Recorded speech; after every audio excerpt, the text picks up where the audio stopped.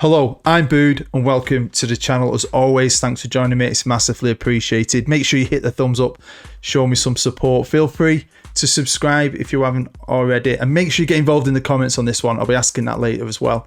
And if you really want to help the channel out, keep the wife off my back, keep it going, you can always become a patron. Links to that down below in the description. So, welcome to Race to the Champions League. Now, recently I remade, I've done it a couple of times, Race to the Premier League, where I take 4 non-league teams at the same level, we give them some resources and we race it out and see what they can do. And the challenge of the video was, of course, to win the Premier League title. If you haven't seen that video, go and check it out. Thank you very much. It was only out a few days ago. I might put a link down below in the description. But this is Race to the Champions League, and it's a bit different. I've never done it in this way before. It's usually non-league teams I use in England, so I was very excited about this because it's a tough challenge. I mean, it's the Champions League, the biggest club competition in the world, and we've got 4 teams from 4 different countries. 4 teams that have all played top flight, 4 teams that are big clubs that have all fallen on hard times for financial reasons or bad management or bad ownership. But 4 teams that all currently find themselves playing in the 3rd tier of their respective countries. So proper happy and excited to make this. Hopefully you're going to love it too and stick with it. So I've chosen 4 teams. You might have seen the logos on the thumbnail and maybe you're wondering why I've chosen. Well, first off, I chose Palermo because I just always loved the pink kit. They used to have great players like Cavani, Dybala, a legend of FM, Luca Toni. The list goes on and on and on. Great old looking stadium. And I did a rebuild with Palermo, rebuilding Palermo in FM22, and I absolutely loved it. One of you guys sent me a scarf. It was amazing. Love that series. So I had to pick Palermo from Italy. Next up, I've chose 1860 Munich because, you know, always living in Bayern's shadow. Pretty big club. Again, they crashed down through the leagues for stupid, crappy reasons. We all know the history. If you don't, plenty of Google and YouTube videos out there. Now, I did a series actually on FM22 called the MUNCHEN Club. I had a bit of story involved to it where they went under and the fans all voted to rebrand when they became a Phoenix Club. And we called it the MUNCHEN Club. I love that series. It might have offended a few 1860 fans because I changed the logo and all that stuff, but it was fun. I enjoyed it. Now, the 3rd club is, of course, Deportivo La Coruna. And again, I've done a rebuild of them. That was on FM21. And again, I love that because they were massive. I mean, I'm getting on a bit now, but in youth, I used to have a season ticket. I used to go to Old Trafford all the time. I'm a Manchester United fan. And I remember seeing Deportivo come to Old Trafford in the Champions League, and some of the players they had, Roy Mackay and all that stuff, were quality. And you look at them now, and when I did the rebuild, it was a tough start. So yeah, got to pick them. Now, last but not least, I wanted to pick an English team because most of my views are English. And I've wanted to do something with Ipswich. For ages, I've thought about doing a rebuild with them, but you can't do too many at the same level. And I might do one maybe next year on FM23 or whatever it is. But I've chosen Ipswich because they have got this great history. I love the little facts about them. So they've won 1 league title in '62, and their manager was England's World Cup winning manager, Sir Alf Ramsey, which is insane. And then they've won an FA Cup and a UEFA Cup, or it's now the Europa League, with Sir Bobby Robson, who both went on to become Knights of the Realm and England managers. And they've played in all 3 old school European competitions. And one fact I did not know about is they are undefeated at home against teams like Real Madrid, AC Milan, Inter Milan, Lazio, and the mighty Barcelona. So I had to pick Ipswich. So these are the 4 teams. They've all got money. They've all got great facilities. I've not changed the stadium zone, not changed the players, the managers. They've all. The only thing I have done as well is give them all the vision to become the biggest club in the world. So hopefully that'll drive them all forward. But they're all coming from different countries, even though they're all 3rd tier. It's going to be different. It's going to be hard. Different scenarios coming. So who the hell's going to do this? Get involved in the comments right now. Have a bet with yourself. Let's see. It's a bit of fun when we do this together. Let me know who you think is going to come out on top, coming from where they come in, if you know a bit about the squads and all that. Anyway, enough chatting. Let's get into the video. First up, of course, we've got Palermo, and I love that 3rd kit. If I could get my hands on that, even at my age, I'd wear that. I love it. Brilliant. pink and black camo. Brings out the colour in my eyes. But yeah, look at the players, man. Dybala, Cavani, Lucatone. There's some other legends on there as well. Now, one thing I've put on here that I've never tried before is having competitive rivals with teams from other countries. So you'll see Ipswich, Munich, and Deportivo. And I also set it so they won't sell each other players. And I was hoping that'd stay. It does disappear for some reason. Maybe it's because they're from other countries. It is what it is. Now, they've got a great stadium. It's pretty big, 36,000. It's old and it's tired. But, you know, maybe they'll improve it. Maybe they'll build a new one. But yeah, I love a bit of Palermo. So they, of course, play in the Serie C, Group C. There's A, B, and C, all at the same level, 3 divisions. There's only one spot to go up. So if they win the league, they go up into Serie B and 3 teams come down from Serie B. And then there's big playoffs in each one as well. So really, they need to be winning that league. They've got one shot to get straight out of it automatic, or, you know, anything can happen. And that's the same on the non-league one. But sometimes it don't matter. I mean, you want to get out straight away and you get like a step ahead. But, you know, you can get out straight away and then another team might be a year behind you, but then surpass you. And that's what I love about the race. Not just giving every club a billion, just picking a few and focusing on them. Next up is 1860 Munchen, or Munich, however you want to say it. It's up to you. Now, they played a really crappy old stadium somewhere they used to play many years ago. I learned that when I did my series with the Munchen club. Obviously, they used to ground share, didn't they, with Bayern Munich, and used to change colours from red to blue depending on who was playing. But obviously, they couldn't afford that anymore. A lot of trouble, aren't they, really? So, you know, that is a tired little old stadium. It's not great. It's in like I'm pretty sure it's in like the hardcore working area of Munich. So it's got character, but I can possibly see them building a new one. Now, they play in the 3 Liga, like the 3rd division. And one advantage they've got over Palermo is the top 2 get automatically promoted, which is a bit of an advantage for them. So they can, you know, maybe slip up a little bit and still go straight up. Again, you know, like I said, anything can happen, but you really want to get out of that league straight away, don't you? And just get going straight off the bat. Next, of course, Deportivo. Great success. They've won bloody La Liga. I mean, like I said, when I used to go to Old Trafford many moons ago, they were always in the Champions League. They've had great players. Roy Mackay was a legend, especially on this game. Bebeto, do you remember him? USA World Cup. I always say this whenever I see Bebeto. It was the year England didn't make the World Cup. I mean, my mates all bought Brazil shirts. Every time we scored goals on the hill, we'd be Romario and Bebeto and do that little celebration. So Deportivo play in Group 1 of the Primera Division. There's 2 groups.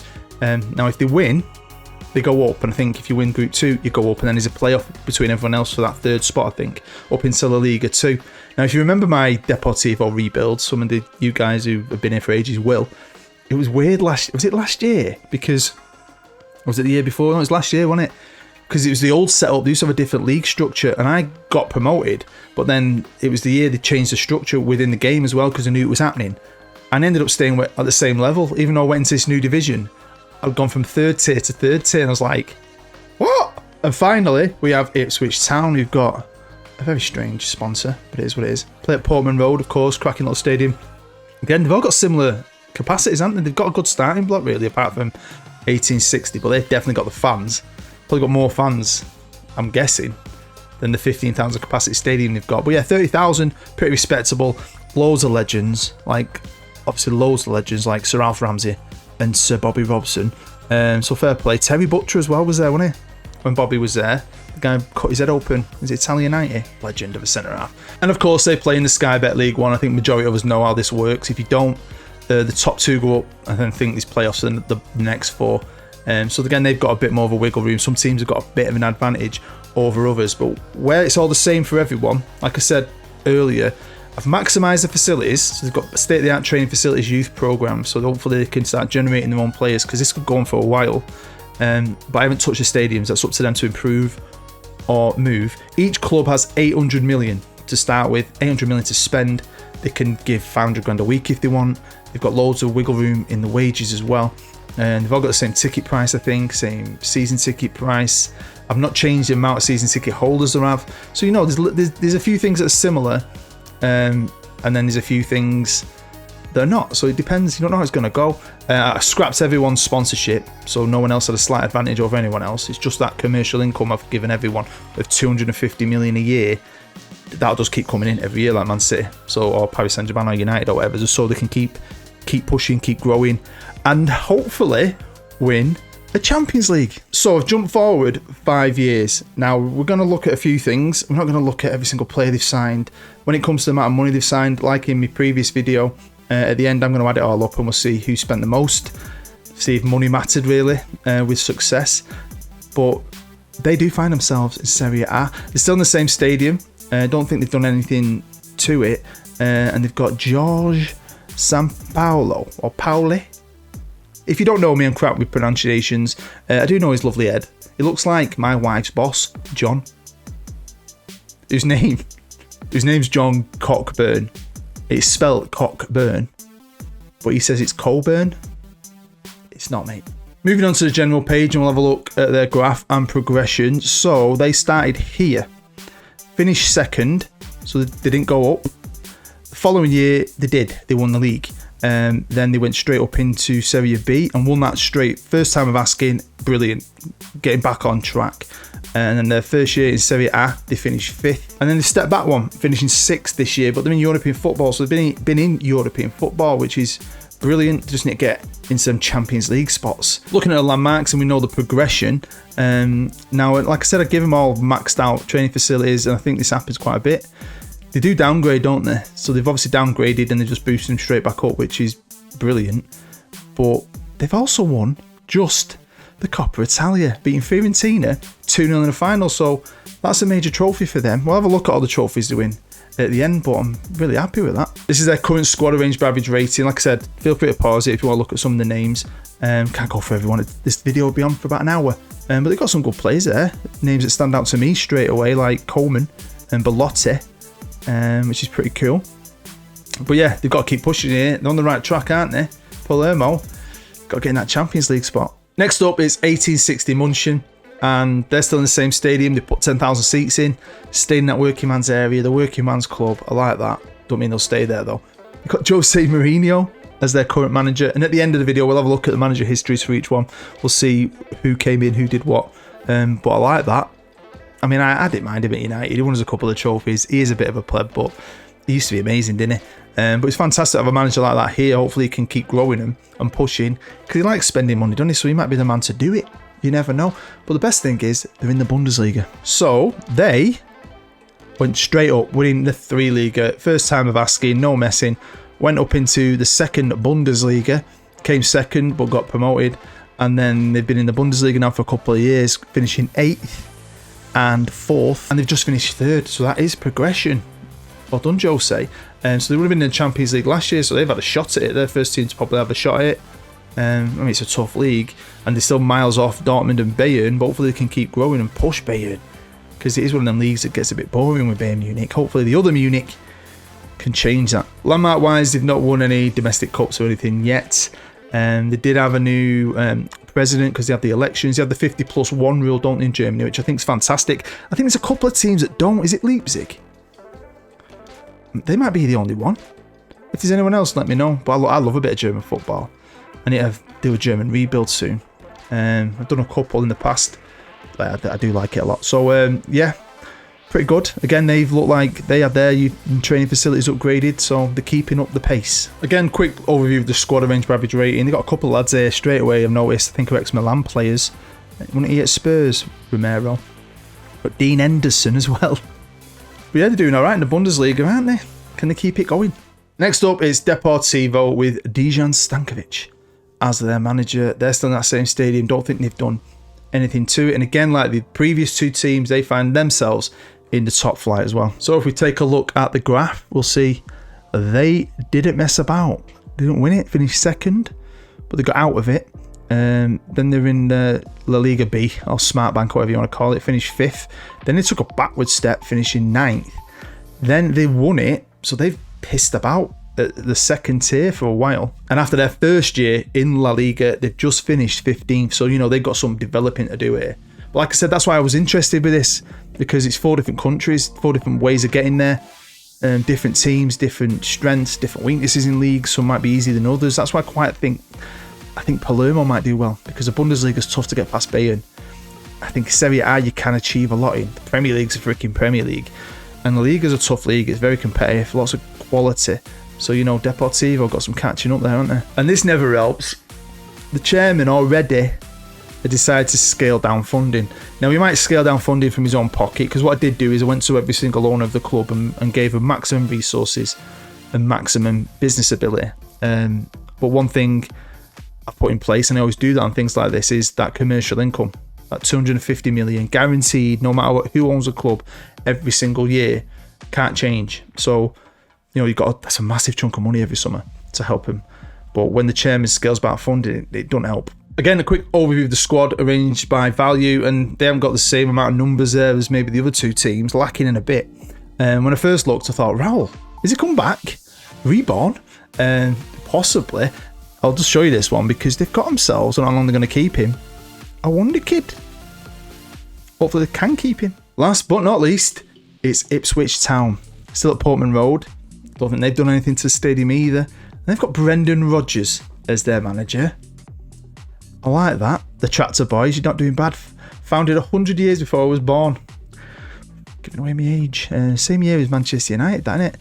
And they find themselves in the top flight. So onto their general page and their graph, and they got straight out of League One, winning it.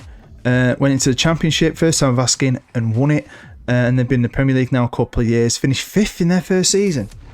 See, I thought the Premier League would be tougher, but I suppose another advantage is, and this is the difference as well, why I think probably Ipswich might do this. And I can't wait to read your comments if any of you have had a gamble and wrote in the comments before you finish watching the video. Let me know who you think. I'm thinking Ipswich because they're in the Premier League and you get an insane amount of money in the Premier League, don't you? So it's going to be an extra advantage in it. And then again, they finished 6th. So they're getting into European competition, which is fantastic. But you ain't getting that top 4. You need to be in the top 4. So 1860 Munich are the only team at the minute after 5 years that are playing Champions League football. Over to their landmarks, and like I said, they give them great training facilities, but I didn't touch the stadiums. And I didn't realise a club like Ipswich wouldn't have undersoil heating, but they fitted that. You might notice a couple of names here as well of players. But one fantastic thing is they've won the Carabao Cup, which is great, and then they just won the Europa League. So if it was win any European trophy, we'd be done here now. Like, let's go on. But it's not. But that's still a fantastic achievement. So they've got 2 of them bad boys now. And if you're a Spurs fan, they beat you in the final. 2-1. And looking at their squad, if you just go off the value, you imagine it's pretty strong. You imagine this squad, if you just go with value, and good ages as well, was in any of them other leagues, he'd be doing a lot better. That's just what I think. I'd love to know what you think. But I think you might have seen Eric Dyer. He was there. I don't know if he's still there. Can't see his name. Donny van der Beek keeps popping up on stuff. Aaron Wan-Bissaka. But as we know, this is all about winning the Champions League. So someone does do it. It's going to have to jump some distance into the future to get there. These are the current winners so far, the 5 years we've been in. City, Juve, Bayern, Chelsea and Bayern. So Bayern Munich are doing okay. But yeah, they've got to start competing with these teams. They've got to get up to the level of a City, a United, a Barca, a Chelsea, a Bayern, a Juve, aren't they? And they kind of do. So we're going to jump forward to the very end, and we'll start with the team that finished in last place. So here we are. It's now 2034, and we do have a winner. Like I said, we're going to start with the last team, and I've looked at everything they've achieved, and I've put them in order to what I think. Obviously, the winner is the winner because they've won the Champions League, but each team's been successful sort of in different ways. So Deportivo have finished 4th. Now, the guy they've got in charge at the minute is a caretaker manager. He's been a youth team coach and all that stuff. So obviously they've sacked their manager and in the process of finding a new one. It's still in the same stadium. Don't like they've done anything to that, and that surprises me, you know. Thought we might have a new one, but we haven't. Go on to their general page. They stayed in the top flight. They've only managed to have 2 top. They finished 6th this year, but they've had 2 top 4 finishes. That's their best achievement in the league. If you go onto their landmarks and just look at the competitions, yeah, you can see why. They've never really achieved much. Now, they got to a Copa del Rey final and lost it, and then went to the Super Cup and won it. That's all they've ever done in the top flight. And manager-wise, I mean, you probably know some of the names, but they never had like a superstar manager. I don't know why. It's just not really worked out for him, has it? I mean, Stankovic was the last manager. So yeah, a bit disappointing with them, really. Now I've gone to the squad just to show you the kind of values you've got, because obviously the majority of these, all of them are going to be regions, really. And it looks weak. When you look at the value, you can imagine what some of the other teams have possibly got. But you got to remember Deportivo, their chairman cut the funding really, really early. And that's not good. You need to keep pushing and pushing, and he didn't really fancy it, did he? And that's what happens. You don't do anything. I think their only achievement was what? A Super Cup. Finishing in 3rd place in the race is Palermo. I love this club though. I really do. I want to do something else with them in the future. And they've got Didier Deschamps as their current manager. Now, to be fair to him, they've not done too bad, but they've just not done good enough. Now, they've stayed in the top flight, and they've stayed high up in that top flight. They've just currently finished 4th, so they'll be back in the Champions League.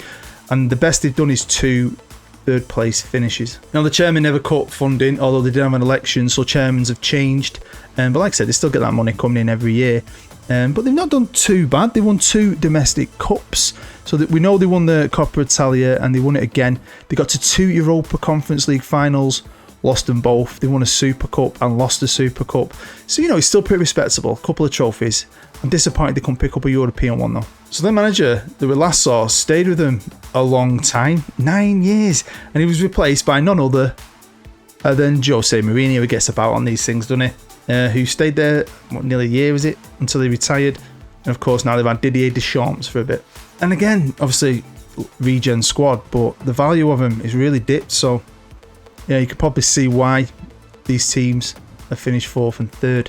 So obviously, the next team finished runners-up. As soon as I tell you who it is, you're going to know who the winner is, but you still want to know. And even though his team finished 2nd, they've not done bad, In fact, in the grand scheme of things, I think Ipswich, on overall paper, if it was an overall thing, it'd be the winner. Now, it's still Portman Road, and again, I'm so surprised none of the 3 teams yet have built a new stadium. Normally, someone built, or multiple ones build new stadiums. They've got Diego Simeone as their current manager. Now, they've stayed in the top flight, and they've stayed pushing the top flight. Lots of 4th place finishes. Their best finish is 3rd place, and that was this current season. Now, up until 2 years ago, the chairman was still backing them all the way. He cut funding 2 years ago. Maybe if he hadn't, they keep pushing the winner all the way. But they've done pretty good. I mean, they won the Carabao Cup. They lost the FA Cup. They've lost a couple of Super Cups. But where they really stand out is they went to 3 Europa League finals and won them all. So that's 3 Europa Leagues. They're like the Sevilla of this save. Now, they kept Brendan for years, 8 years, and he didn't get sacked. He didn't retire. He left to go to Real Madrid, and he won those 3 Europa Leagues. Wow. And now they've got Diego Simeone. So, I mean, he's a great manager on this game. So if it was carrying on, I imagine he'd do pretty well. He's been there a while. He's not won anything yet, but he's a fantastic manager. Now, this squad looks small, doesn't it? But it's got a lot of high value there. Probably got a lot of quality. So, of course, 1860 Munchen are the winners. And I love this for a few reasons. One, they've never left that stadium. They just kept boosting it and boosting it, sticking pretty much 30,000 seats in it, which is great. Zidane is the current manager and the manager that's won him the Champions League. And whenever I do anything on here, and Zidane's involved, I did a Manchester United video a few weeks ago where I put 3 different guys in charge, I think, or 2 guys, him and Conte. And he won the Champions League. It's like I've seen it again. I don't know if it's hard-coded in the game, but it's like what he does in it. It's how he rolls. Now, to be fair to him, though, in their league, they've kind of been the nearly man. I think they finished 6 times as a runner-up, and they've just done it again in the Bundesliga, pretty much behind Bayern Munich every single time. And they did win a Pokal, favourite cup competition, domestic cup. I love the trophy. They did win it, but they also lost it, lost the Super Cup twice, lost the Pokal, lost the Super Cup. But it's that bad boy. Kind of come out of nowhere though, but fair play. Now, we know they had Mourinho in charge, and we know where he went. He got the sack. But check that out. They got Jurgen Klopp to come home. They sacked Jurgen Klopp. Okay, and then obviously Zidane's been there a couple of years. He's done the big one, like he always does. And at this current moment in time, they've got a very small squad. So, yeah. I mean, like I said, I love stuff like this because you don't know what's going to happen. Teams can get in front of each other. One other team like, Ipswich can be dominating the Europa League. And then a team like Munchen just comes along one year. Because a lot of them have been playing Champions League. Like this current season, they were all in it and they all got through to the knockouts. Munchen came out on top, beating none other than Chelsea 2-1. And look at that. Chelsea dominated that. I mean, XG is pretty equal, but Chelsea had the chances. Scored early. Couldn't do it. So we're going to look at their best 11s, and I'll tell you how much each club spent. Of course, some of these are going to be regens, but there might be a legend or two there that you recognise. Now, Deportivo, of course, cut that funding early and finished 4th. They also, and I've never seen on anything like this, spent very little money when you think of the amount of years this has run on for. And there's a reason why they finished 4th, because they spent the least amount of money. They spent 900 million. PALERMO, who finished 3rd, I do like them. I keep saying this, but I'm going to have to do something again with them at some point. Still spent a lot of money. They spent 1.9 billion. IPSWICH, who were I'll be honest with you, my favourites to win. I don't like giving too much away at the start of something like this, but I really thought they would, because if they got in the Premier League, they'll have that Premier League money. And I think overall were the winners, but obviously didn't win the actual race. And they spent a lot, although still not as much as maybe some teams. Like on my non-league one, again, if you haven't seen it, I don't want to give it away. A couple of non-league teams spent an insane amount of money. IPSWICH spent in total 2.3 billion. So of course 1860 Munich were the winners. You don't always have to spend the most. It don't necessarily mean if you spend the most you're going to win this challenge, especially when it's the Champions League. You just need a good cup run, and they had a good cup run and did it, but still spent a lot. They spent 2.1 billion. So there we go. Hopefully you enjoyed it. It's just a bit of fun. Make sure you hit the thumbs up, get involved in the comments. I'd love to know what you think. Subscribe if you're new. But anyway, thank you for taking the time to sit here with me and watch this. I enjoyed it. Enjoy putting stuff like this together. It's a lot of fun. Stay happy, stay safe, and booed. Bye bye.